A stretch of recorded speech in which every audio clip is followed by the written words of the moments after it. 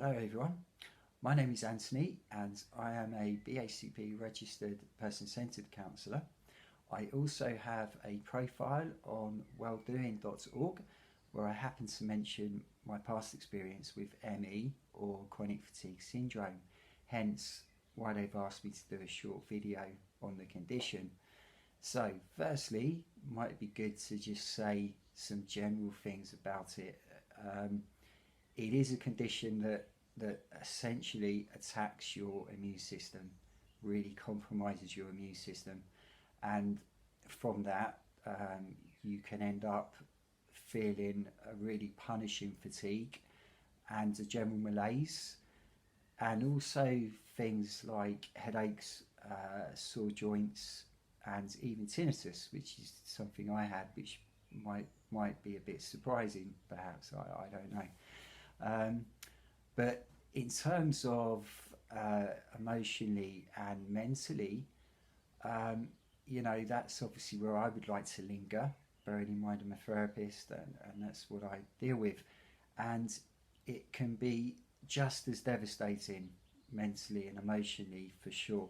And I guess the things that come to my mind most of all are the feeling of isolation that can certainly be there, because your life changes. You can't physically be the person you could before or do the things you did before, and so you isolation. You can feel that. You can end up feeling misunderstood because you can find that it's difficult. It's difficult for the people around you, friends, family, to really understand what it's like, because you don't always look like you're ill either. I mean, it can have that as well. So that's really tough, and so you can feel unbelievably frustrated, and it's not a quick thing either. It's not something that tends to be over in a few weeks or even in a few months, and it can be a long-term thing, and that can be really tough.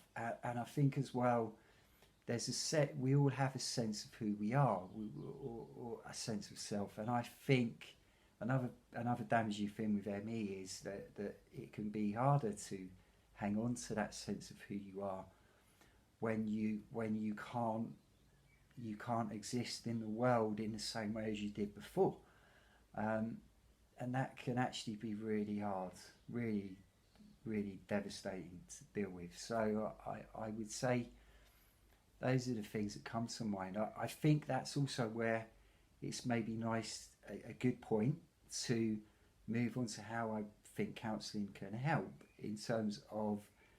especially in terms of that feeling misunderstood and that struggling to hang on to a sense of who you are, where when you look at counselling and talking therapy and what it's really there for, I mean, it really, more than anything else, we are there to try and facilitate a greater understanding for the client, of many things, but obviously hopefully of themselves, of their situation, and where a big part of that is also growing as a person, and where you hope a client will achieve more of a sense of who they are, thereby hopefully giving them a stronger idea of how they need to get past the situation they're in, or what's the best solution for them,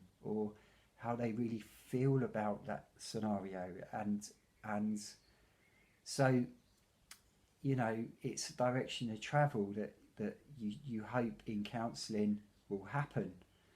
And certainly when you look at those, as I say, those really hard things about ME, it almost feels tailor-made, actually, a really good fit. So but as I say, it's for anyone going through it. I've been there. I really feel for you. It's tough for any, and I would be more than happy to speak to anyone.